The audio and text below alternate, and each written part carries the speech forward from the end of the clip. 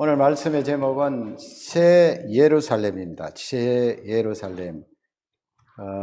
2절 말씀에 보면 거기에 새 예루살렘이라는 그 도성이죠. 여러분 잘 아시는 지금도 있습니다만 옛날에 그 다윗성 새 예루살렘 거기에다가 앞쪽에 새로운 거룩한 성 예루살렘에 대해서 2절에 나와 있어요. 또 내가 봄에 거룩한 성, 수식어가 그렇게 되어 있습니다. 거룩한 성 새 예루살렘이 하나님께로부터 하늘에서 내려왔다. 사도 요한이 그것을 지금 보고 있는 거예요.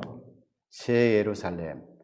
이 쭉 그 다음 구절부터 나오는 내용으로 봐서 대개 우리가 생각할 수 있는 것이 이게 바로 새 예루살렘, 우리가 사는 건축물이 아닌가, 건축적인 그런 개념으로요.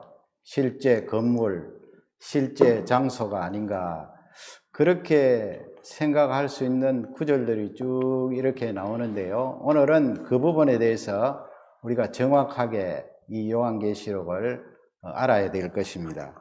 1980년도니까 뭐 지금부터 40년 가까이, 40년은 조금 안 됐습니다만은 그때 그 I Walk in Heaven with Jesus라는 그런 책을 낸 미국의 펄시 콜렛이라는 박사님이 있었습니다. 한국말로도 이 책이 번역되었는데요.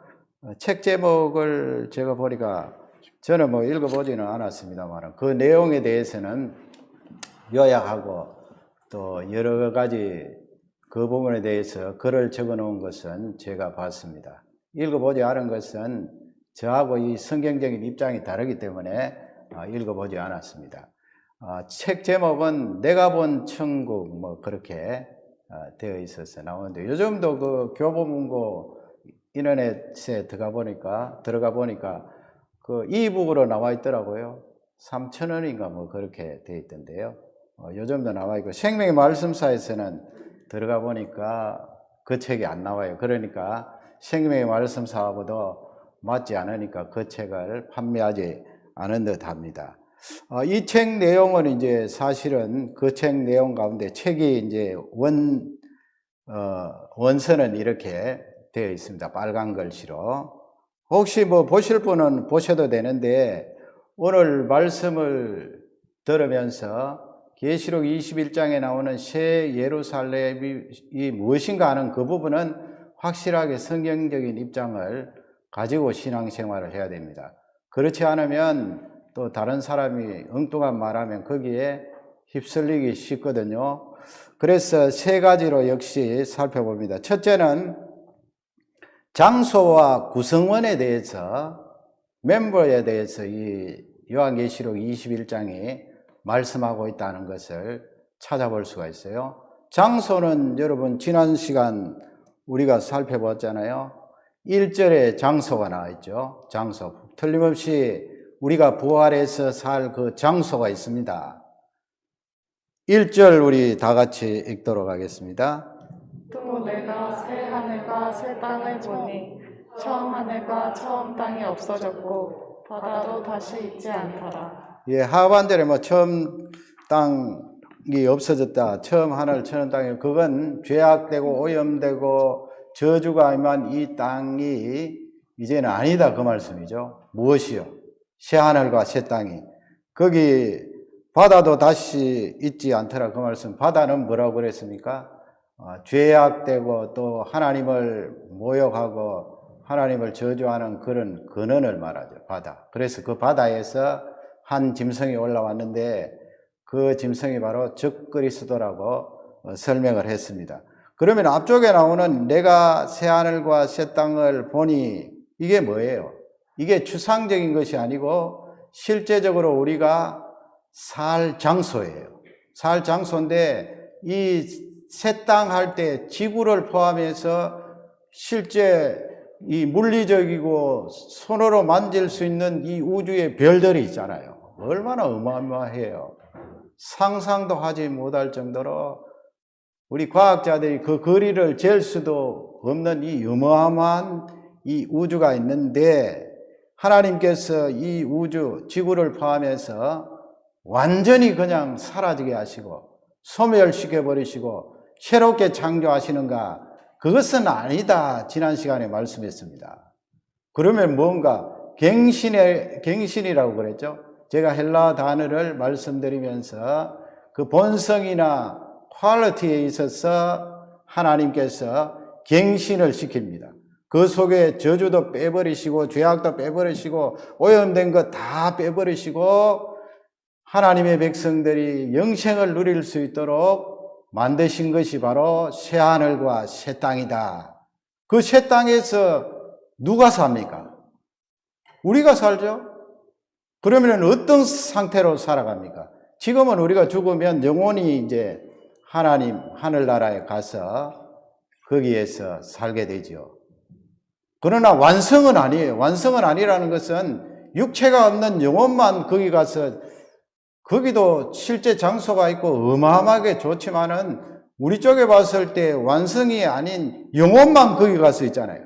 그러니까 예수 그리스도께서 재림하실 때 우리의 몸이 다시 부활해서 합쳐져서 영원토록 사는 그 장소의 세계가 바로 새하늘과 새 땅이에요. 새하늘과 새 땅. 그러니까 이 지구도 바뀔 뿐만 아니고 우주가 바뀌어서 우리가 부활한 육체 또 영혼을 가지고 이 우주 여러분 갤럭시에 여행할 수 있을 것 같아요. 저는 그렇게 믿고 있어요. 왜 여행을 못 하겠어요? 우리가 부활한 그 육체가 질병이나 고통이나 아픔이나 눈물이 없는 그런 상태라고 지난번에 말씀을 드렸습니다. 이렇게 장소적으로 부활해서 살 그 장소를 하나님께서 우리에게 딱 제시하잖아요. 그게 바로 신천지, 이단이 말하는 신천지가 아니고요, 새하늘과 새 땅이에요. 그러니까 우리 성경 말씀이 우리에게 알려주시는 이 진리의 말씀이 얼마나 놀랍고 실제적이라 하는 것을 알 수가 있는데, 그러면 하나님께서 장소만 자꾸 이야기하시는 것이 아니고 거기에 들어갈 사람이 도대체 누구인가, 그 부분에 말씀을 하세요. 9절을 한번 보세요. 성경을 정확하게 봐야 됩니다. 9절을 우리 다 같이 한 음성으로 봐드리겠습니다. 일곱 대접을 가지고 마지막 일곱 재앙을 담은 일곱 천사 중 하나가 나와서 내게 말하여 이르되 이리 오라, 내가 신부 곧 어린 양의 아내를 내게 보이리라 하고. 아멘. 앞쪽은 다음 대지에서 보고요, 하반절 한번 보세요. 이리 오라 그렇게 했고요. 지금 일곱 대접 그 재앙을 가진 천사가 말하는 거예요. 이리 오라, 내가 신부 곧 어린 양의 아내를 내게 보이리라 그랬잖아요. 그러면 거기에 신부 곧 어린 양의 아내는 누구예요? 속으로 대답해 보세요. 바로 나잖아요, 나. 우리 공동체, 이 우주적 교회, 우주적 공회, 이 지구촌에 있는 모든 하나님의 백성들, 어린 양의 아내, 신부에 보이리라 그랬어요. 요한 사도에게. 너에게 보이겠다. 그러면 거기에서 그 하나님의 백성 공동체를 보여주실 거 아니에요.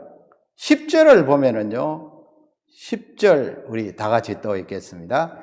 성령으로 나를 데리고 크고 높은 산으로 올라가 하나님께로부터 하늘에서 내려오는 거룩한 성 예루살렘을 보이니.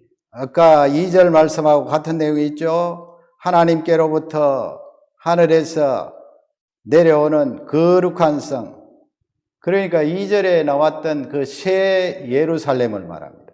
새 예루살렘, 거룩한 성 예루살렘을 보이니. 그러면 여러분 9절과 10절을 하면 그게 지금 절수가 문맥상 쫙 연결되어 있잖아요. 요한에게 신부를 보이겠다, 우리를 보이겠다 해놓고 보여준 것이 무엇입니까? 이 거룩한 성 새 예루살렘을 보여주는 거예요. 그러니까 이것은 건축학적으로 우리가 살 장소를 말씀하는 게 아니에요. 오해하면 안 돼요. 성경을 보세요, 성경을. 9절, 10절 보면 그렇게 되어 있잖아요. 보여준 것이 내가 하나님의 백성들 구원함을 받을 사람들을 보여주는데 그 보여준 것이 바로 새 예루살렘이에요. 그러니까 이 새 예루살렘이라는 것은 장소를 말하는 게 아니고 또 물리적으로 건축을 해서 하나님께서 우리가 들어갈 그 장소를 요한에게 보여준 것이 아니고 우리를 보여준 거예요. 우리를. 상징적으로. 그러니까 새 예루살렘은 구성원을 말한다. 그렇게 우리가 붙들고 이 요한계시록을 봐야 됩니다. 그렇지 않으면 큰 오해가 있어요. 그러니까 이 요한계시록 21장 말씀은 우리가 살 실제적인 장소, 지구를 포함해서 이 우주, 그리고 하나님께서 계시는 그 보좌, 하늘나라가 일어나가 되어서 부활한 육체가 마음껏 왕래하면서 살 수 있는 놀라운 하나님의 나라. 그게 바로 새하늘과 새 땅인데 거기에 들어가서 살 사람이 누구냐? 바로 어린 양의 신부 너희들이다 하는 것을 우리에게 알려주고 있습니다. 얼마나 소망된 말씀이에요. 이 말씀이 하나님께서 우리에게 주신 말씀이에요. 그래서 새 예루살렘이다. 이건 상징으로 바로 너희다 하는 것을 알려주는데 거기에 여러분 막 다음 시간에 연달아 하겠습니다만은 보석이 쫙 나오는데 그것은 우리 자체가 그렇게 영화롭게 영광스럽게 된다는 거예요. 그걸 말이죠. 건축학적으로 그냥 천국에 갔더니 보석도 있고 뭐 너무너무 휘황찬란하더라. 너무 그렇게 물질적으로 보잖아요. 물론 지금 우리가 살고 있는 이 세계와는 어마어마하게 좋고 다르겠지요. 그 놀라운 세계. 그러나 우리가 초점을 자꾸 뭐 보석에 갖다 맞추고 금에 갖다 맞추고 그러면 천국이 너무 물질적인 그런 면에 치중하는 우리 신앙이 될 수 있다는 거예요. 그래서 여러분 꼭 잡으시기 바랍니다. 새 예루살렘은 바로 우리다. 그리고 우리가 거기서 하나님 앞에 서면서 새하늘과 새 땅에서 부활하여 영원토록 산다. 그러면 두 번째로 그 구성원들이 어디에 속해 있느냐 하는 문제예요. 새하늘과 새 땅에 살 구성원들이 어느 쪽에 속해 있는가? 잘 아시는 대로 두 가지 중에 하나예요. 이 우주 역사 이래 죄가 들어온 이후로 우리 사람들은 두 가지 중에 하나를 선택해야 돼요. 하나님이 살아 계십니다. 그 하나님을 붙들고 살아가든지 아니면 하나님 없다. 이 세상에 하나님이 어디에 있느냐? 나는 믿을 수 없다. 그쪽에 서든지 두 가지 중에 하나예요. 어디에 속해 있는가? 이 사람들이 그 부분에 말씀을 하는데 9절 다시 보시면요. 9절 앞부분 보면은요. 7 대접을 가지고 마지막 7 재앙을 담은 7 천사 중 하나가 그랬어요. 그리고 요한에게 나와서 내게 말하여 이르되 이리 오라 그랬잖아요. 요 말씀하고 같은 맥락의 말씀이 17장에 있어요. 요한계시록 17장 1절. 아까 그 9절 앞부분을 꼭 기억하시면서 17장 1절을 다 같이 읽겠습니다. 또 7 대접을 가진 7 천사 중 하나가 와서 내게 말하여 이르되 이리로 오라. 많은 물 위에 앉은 큰 음녀가 받을 심판을 내게 보이리라. 아멘. 지금 앞부분 똑같잖아요. 또 7 대접을 가진 7 천사 중 하나가 와서 내게 말하여 이르되 이리 오라. 이리로 오라. 이리로 오라. 그 다음에 여기서는 뭘 보여줍니까? 많은 물 위에 앉은 큰 음녀. 지금 과거로 돌아가서 몇 달 전입니다만 이 내용을 한번 기억해 보세요. 물은 뭐라고 그랬어요? 아까 바다하고 비슷한 개념이에요. 15절에 나와 있는 대로 이 세상 우상 섬기고 하나님을 모욕하고 하나님을 회방하고 하나님을 저주하고 하나님이 이 세상에 어디 있는가 내 주먹이나 믿어라. 그런 이 세상 사람들 그 속에 이 음녀가 앉아 있는데 그 음녀의 권세에 놓여 있다 하는 그런 말씀이에요. 그러니까 여러분 이 계시록 17장 1절과 아까 읽었던 본문 9절과 어떻게 대조가 됩니까? 본문 9절에는 어린 양의 신부, 어린 양의 아내, 어린 양의 아내에 대해서 강조를 하고 같은 천사예요. 같은 천사. 17장에서는 하나님 없어. 나는 하나님 믿지 않을 거야.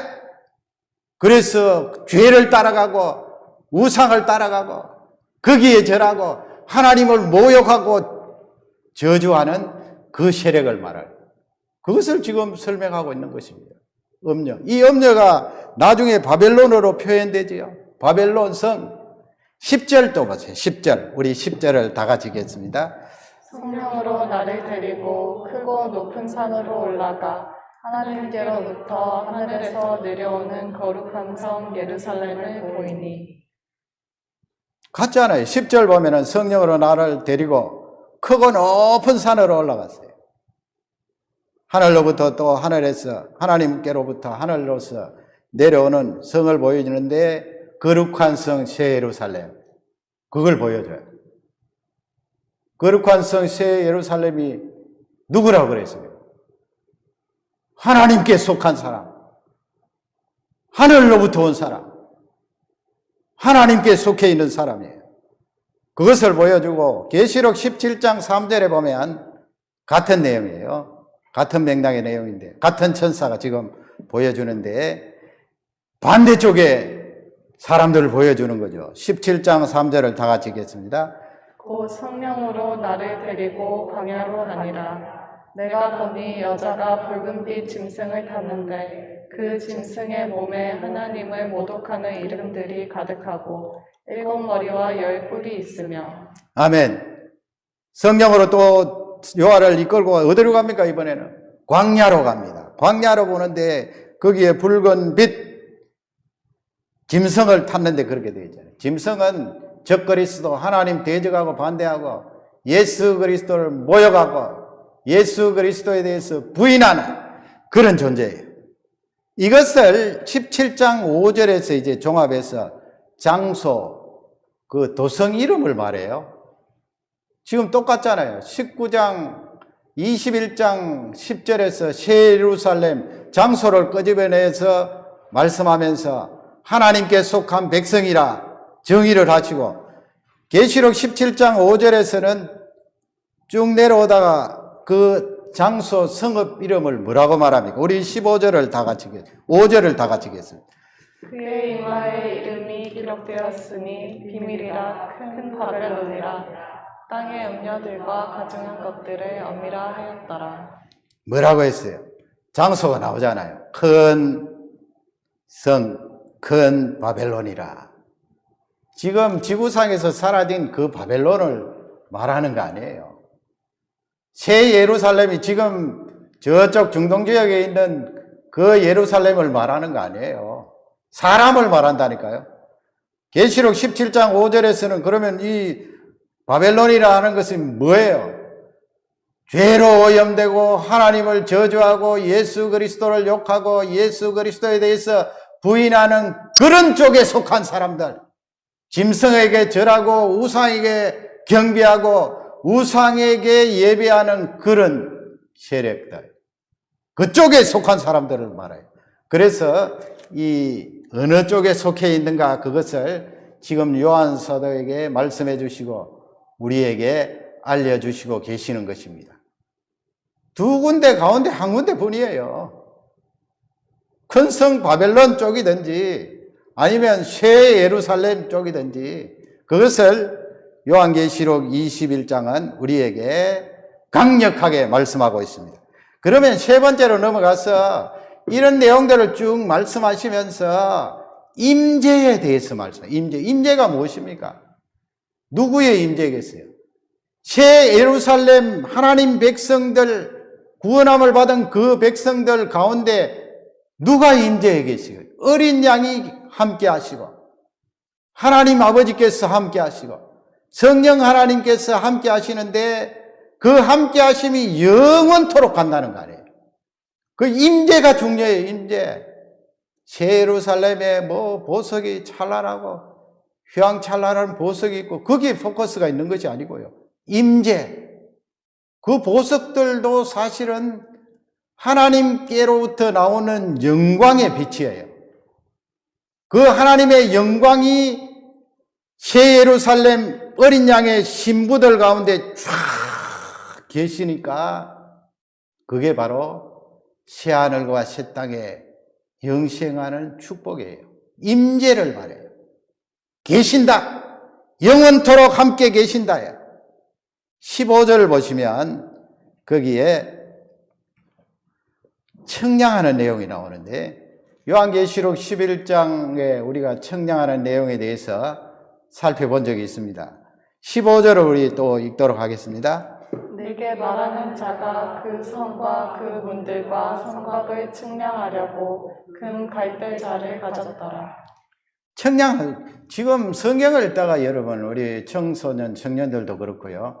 에스겔 같은 데도 보면은 자로 재는 것이 계속 나오는데 여러분 이게 도대체 내하고 무슨 관계가 있는가? 지금 예수 믿는 나에게 뭐 옛날 그 에스겔서 40장부터 쭉 청량하는 것이 나오는데 성전 청량하잖아요. 그게 신앙생활하는 내하고 무슨 관계가 있나? 그런데 이 요한계시록 21장 15절에 보면 여기도 역시 청량을 하잖아요.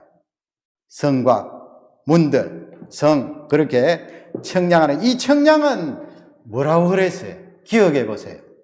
하나님께서 청량을 하실 때에 그 청량하시는 의도는 소유를 말씀하는 거예요. 그렇지 않아요. 우리 사람들도 이렇게 청량을 할 때 내 소유가 어디까지인가 프로퍼티 죄잖아요. 하나님께서 청량을 한다 말씀할 때는 소유권을 말씀하시고 그 소유권을 말씀하시면서 중요한 개념 중에 하나가 바로 보존하신다는 거예요. 보존하신다. 그러니까 이 청량하는 개념이 굉장히 중요해요. 이 에스겔서 40장에서 41장, 42장 보면은 계속해서 청량하는 내용이 나와요. 에스겔 앞에서. 성전을 청량하죠. 그래서 청량을 하면서 에스겔서 43장 2절에 보면 지금 에스겔이 포로로 잡혀온 지 25년이 된 시점이에요. 그때 이 환상을 보면서 이 내용을 기록했는데 43장 2절을 다 같이 읽겠습니다. 이스라엘 하나님의 영광이 동쪽에서부터 오는데 하나님의 음성이 많은 물소리 같고 땅은 그 영광으로 말미암아 빛나니. 아멘. 지금 40장, 41장, 42장 예루살렘 성전을 자로 재는데 예루살렘 성전은 무엇을 나타내요? 성전하면 하나님께서 임재해 계시는 곳, 하나님께서 이스라엘 백성들을 만나시는 곳이에요. 그러니까 그것을 천사가 내려와서 사자가 딱 이렇게 재고 나서는 그 다음에 여기에 뭐라고 되어 있어요? 이스라엘 하나님의 영광이 동쪽에서부터 오는데 그랬어요. 하나님 영광이 동쪽에서부터 오는 것은 유다 백성들이 죄를 지어서 하나님 영광이 에스겔 앞쪽에 보면 떠났잖아요. 성전에서 떠난다고. 하나님 영광이 떠났다는 것은 나는 지금부터 너희들에게 임재하지 않겠다는 말이죠. 함께하지 않겠다.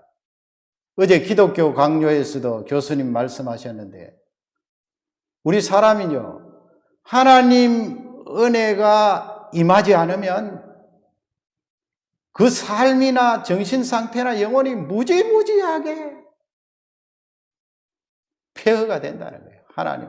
내가 이렇게 하나님 앞에 나와서 예배를 드리고 기도할 수 있고 하나님 말씀 들을 수 있는 것은 하나님의 은혜가 내 위에 임하였기 때문에 가능하다는 거예요. 내 의지와 내 힘으로는 안 된다는 거예요.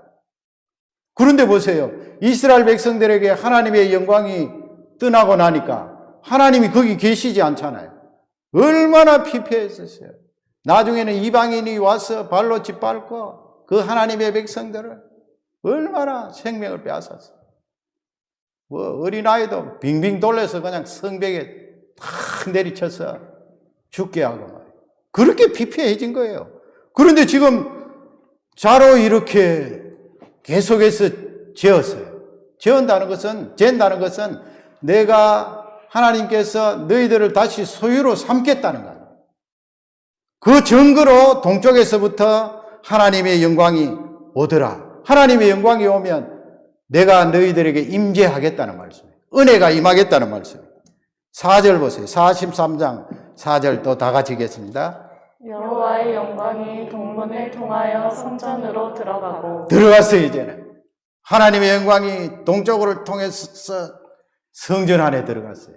하나님의 영광이 들어갔다는 것은 하나님의 은혜가 임하였어요. 하나님이 너희들과 함께 하시겠다는 거예요. 그러면 다 된 거예요. 그러면 사는 거예요. 우리 청년 청소년들 여러분 인생을 내 힘으로 살겠다고 생각하면 큰 오산이요 착각이에요. 하나님께서 반드시 쥐어 흔들어 버려서 그걸 체험하도록 하실 거예요.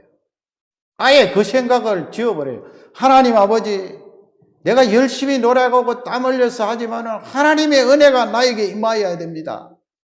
하나님의 은혜 없이는 살 수가 없습니다. 하나님의 영광이 나에게 임하시옵소서. 그 기도를 해야 되는 것입니다. 본문 16절에 가면 어떻게 되어 있습니까? 여러분 본문 16절을 또 다 같이 읽겠습니다.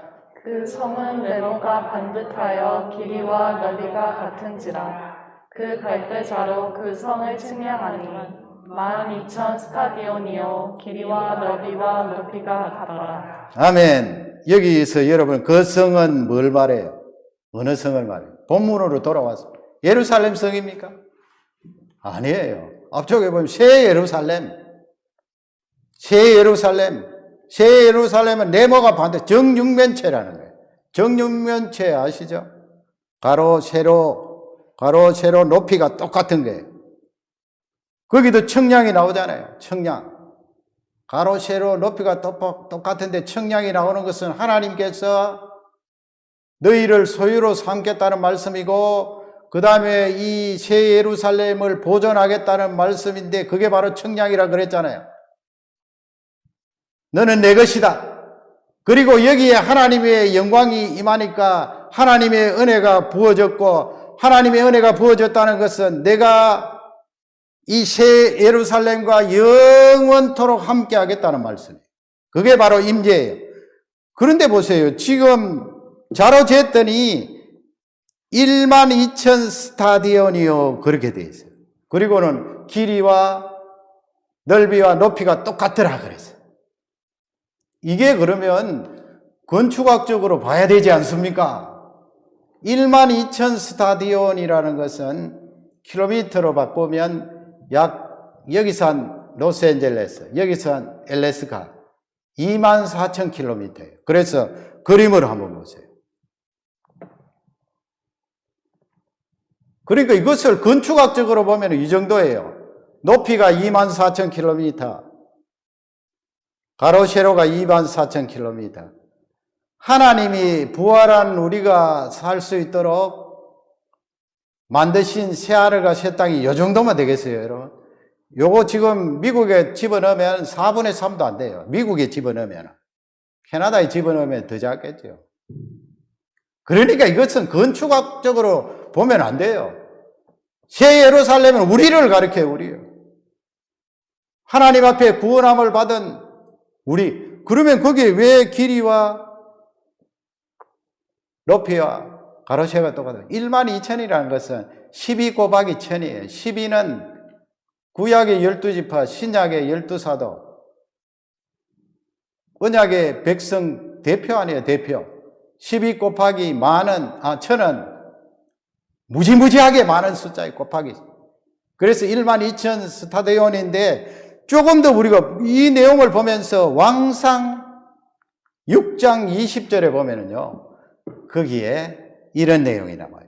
왕상 6장 20절 다 같이 읽도록 하겠습니다. 그 레소의 안은 길이가 20규빗이요 넓이가 20규빗이요 높이가 20규빗이라 정금으로 입혔고 백향목 제단에도 입혔더라. 아멘. 솔로몬 성전 지금 그 청량한 내용 아니에요? 내 손은 생투어리에서 지성소를 말해요. 홀리 플레이스. 성소, 지성소 했는데 하나님 언약궤가 들어있는 지성소. 거기에 규격이 나와 있잖아요. 길이가 20규빗, 한 10m 보면 돼요. 너비가 29비 10m, 높이가 29비 10m. 정육면체네요. 그림을 한번 보세요. 그림은 제가 동그라미로 그렇게 만들었는데 길쭉하게 렉탱글로 되어 있는 것이 성소고요. 성소. 지금 아까 읽었던 말씀 내 손은 지성소는 동그라미입니다. 지금 정육면체잖아요. 그러면 예루살렘 성전이나 그 앞서 성막이나 이 지성소는 뭘 말해요? 하나님의 은혜가 머무는 거 아니에요. 죄로 물들고 죄로 말미암아 하나님을 도저히 만날 수 없는 인생인데 하나님께서 그 피를 보시고 이 언약궤에 하나님께서 임재하시는 거예요. 임재하실 때 죄 용서함이 반드시 있고 그래서 그 죄 용서함이 선행되고 하나님의 은혜가 거기에 부어지는 거예요. 내가 이 지성소에 임재하겠다. 1년에 한 번씩 그래서 대제사장이 여기에 들어가잖아요. 그러니까 지금 새 예루살렘이 12,000 그렇게 정육면체로 된 것은 임재를 말해요. 누구에게 임재하는가? 짐승에게 무릎 꿇지 않고 우상에게 절하지 않고 하나님의 말씀을 붙들고 끝까지 고난에도 인내하면서 예수 그리스도의 피로 발미하며 구속함을 받은 우리를 가르치는 그 우리 속에 하나님이 임재하시는데 그것을 하나님께서 청량해서 숫자로 표현한 거예요. 정육면체 마치 구약의 예루살렘 성전 안에 지성소에서 너희를 만나듯이 너희들을 계속 만나는 그 임재가 있겠다. 그 임재에 함께 하심이 영원토록 갈 것이다 하는 것이 이 귀한 말씀이에요. 22절 요한계시록 21장 22절 보면 다 같이 크게 읽겠습니다. 성 안에서 내가 성전을 보지 못하였으니 이는 주 하나님 곧 전능하신 이와 및 어린 양이 그 성전이심이라. 아멘. 새하늘과 새 땅에서 여러분 성전을 볼 리가 있나요? 성전을 볼 수 없어요. 왜 성전을 볼 수가 없습니까? 12,000 스타디온 새 예루살렘 너희 속에 영원토록 함께 하겠다는 하나님의 은혜가 부어지는데 성전이 더 이상 필요 없잖아요. 그것을 지금 말하는 거예요. 구약시대에 있던 그 성전이 결국은 예수 그리스도로 말미암아 이렇게 우리에게 축복으로 주어지고 하나님이 임재하심이 영원토록 우리와 함께 한다는 거예요. 여러분, 우리가 이 세상에 뭐 금도 좋고 다이아몬드도 좋고 세상에 이름도 들어보지 못한 보석도 많을 텐데 하나님께서 우리에게 허락하신 새하늘과 새 땅이 그것이 다라면 어떻게 되겠어요? 더 중요하고 초점을 맞춰야 될 것은 어린 양 대신 예수 그리스도가 우리와 함께 계신다는 거 아니에요. 함께 계시는데 순간적으로 계시는 것이 아니고 영원토록 함께 계신다. 성부 하나님 그 놀라우신 영광의 하나님이 너희들과 영원토록 함께 하겠다, 임재하겠다. 하나님의 영광이 영원토록 임하는 거예요. 하나님의 은혜가 계속 임하니까 그 새하늘과 새 땅이 좋은 거지요. 하나님의 통치가 임하고 하나님의 능력과 하나님의 사랑과 영광이 임하니까 그 새하늘과 새 땅이 얼마나 좋겠어요. 보석에 초점을 맞추는 것이 아니고요. 성경은 그것을 우리에게 말하는데 우리 예수님께서 사마리아 수가성에 그 여인에게 말씀하신 유명한 말씀 있잖아요. 요한복음 4장 14절 내가 주는 물을 마시는 자는 영원히 목마르지 아니하리니 내가 주는 물은 그 속에서 영생하도록 솟아나는 샘물이 되리라 그랬어요. 지금 제가 설명한 것은 이것을 말씀하는 거예요. 내가 너희들과 그 새하늘과 새 땅에서 영원토록 함께하는 임재가 있을 것이다. 나의 은혜가 거기에 임하리라. 그러면 내가 주는 물을 마시는 자는 예수님께서 주는 물을 마신다는 게 뭐예요? 요한복음 6장 35절에 보면 한 번 더 설명하시죠. 요한복음 6장 35절을 다 같이 읽겠습니다. 예수께서 이르시되 나는 생명의 떡이니 내게 오는 자는 결코 줄이지 아니할 터이요 나를 믿는 자는 영원히 목마르지 아니하리라. 내가 주는 물을 마시는 게 무엇입니까? 뒷부분에 나와 있죠. 나를 믿는 자는 영원히 목마르지 아니하리라. 이 세상이 주는 그런 일시적인 행복, 기쁨, 감격, 다 이 세상은 일시적이죠. 그 속에 하나님께서 예수님으로 말미암아 우리에게 주신 기쁨과 감사와 감격이 우리 속에 계속 흐르고 있습니다만은 외관적으로 볼 때 이 세상에 주는 것이 영원한 것이어야 되어 있어요.